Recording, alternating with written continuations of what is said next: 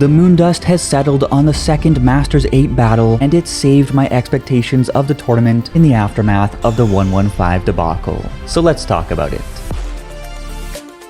Hey everyone, it's Charles. How are you today? We are in the thick of a tournament bringing together the biggest names in Pokemon to see who really is the very best, like no one ever was. And while the first match of the tournament was an Ash meets Tobias level blowout that left a sour taste in the mouths of many fans, the second was a juicy nugget worth talking about. So today's plan is to break down episode 116's Lance vs Diantha clash. And as always, it's going to be a dandy, so kindly subscribe for a constant drip of Pokemon content, and let's jump right in.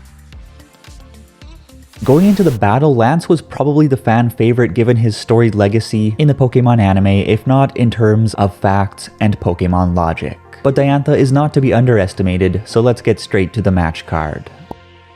The second match of the Masters 8 tournament pitted Lance's Gyarados, Hydreigon, and Dragonite against Diantha's Gardevoir, Aurorus, and Gourgeist. With this, we immediately hear the alarm bells ringing, as Diantha's Aurorus is able to clock both Hydreigon and Dragonite with super effective Ice-type attacks, and Gyarados with Rock Slide. Gourgeist is capable of using Trick or Treat to re-engineer the typing math to set up an onslaught of super effective Ghost-type attacks, and Diantha's Ace Gardevoir is equipped with Moonblast, meaning that every one of Diantha's Pokemon can hit every one of Lance's Pokemon for weakness with the right setup. Of course, with well-prepped movesets to hedge against the glaring 4x weakness to Ice and 2x weaknesses to Rock and Fairy, Lance's 600 Club Sluggers and Gyarados could push through. But before we dig into the episode itself, I just wanted to point out how much I appreciated the various delicious Easter eggs spread throughout the episode. In particular, we had a number of cameos from past characters. We see Tierno, Sawyer, Shauna, and Trevor tuning in from Kalos, Jimmy, Marina, and Vincent / Jackson watching from Johto, and none other than Richie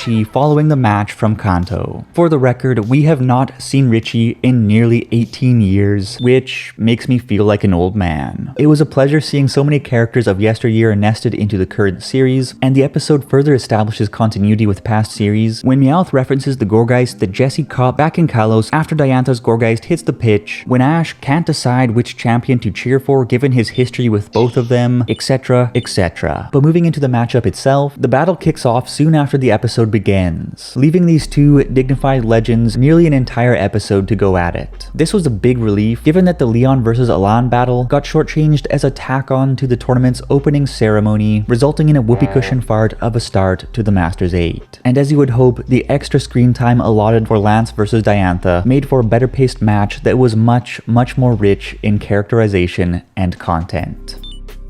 Diantha leads with Aurorus and Lance leads with Dragonite. It was good to see G-Knight back at Lance's side, given that the writers have only had eyes for the new girl in town for the past few years now, but Diantha's Aurorus had clearly been brought in to cut a swath of destruction through the Dragon-heavy Masters 8 tournament and immediately began swinging for weakness with Blizzard and Rock Slide while walling itself with Light Screen and Reflector. Lance's Dragonite sustains heavy damage, but nobody has a chin quite like the G-Knight, and it powers through to snap up the KO, taking Aurorus out of the game much earlier than I'd actually expected. Next up is Lance's Gyarados versus Diantha's Gourgeist, and Diantha's approach in this matchup was to have Gourgeist use Trick or Treat to add the Ghost typing to Gyarados' Water Flying typing, then hit it for super effective damage with Shadow Sneak and Phantom Force. And while Gyarados puts up a good fight, it just does not look quite as hot as it did against Leon's Charizard in the previous season, and accordingly, Gorgeous is able to scoop up the W. But it then goes on to get leveled lickety-split by a ferocious counterattack from Lance's Hydreigon, in which Lance has Triple H give Gourgeist a taste of its own super effective medicine. It appeared that we had arrived at the TSN turning point, and then Diantha's Ace Gardevoir hits the pitch to a banger BGM, is immediately Mega Evolved, and with that, you know that things are about to get real. Gardevoir easily cancels out Hydreigon's moves and drops it with Moonblast, leaving Lance's Dragonite, who had already sustained heavy damage, to see the match through to its conclusion. Lance wastes no time Dynamaxing his Dragonite and pulls out all the stops, and the battle hits hits a fever pitch, but Gardevoir manages to keep Dynamite at bay until its transformation expires, and when Lance calls Hyper Beam, Diantha responds with a simple checkmate, having Gardevoir dodge and blow Dragonite to Barbados with a devastating Moonblast. In a sense, it's kind of sad to see Lance take the opening round loss given the history of his character and how he had always been portrayed as the untouchable guardian who could lead Ash through the most harrowing of situations in the anime's early era. But times have changed, the protected have become the protectors, and in the context of this particular match, Diantha had clearly positioned herself to win. Her careful tactics outclassed the raw power of Birdcatcher Lance's team, and she deserved the win without a doubt. She may not have the tenure in the anime like some of the other champions, but she looked so cool and composed from start to finish, and is the first to upset the rank order of the Masters 8.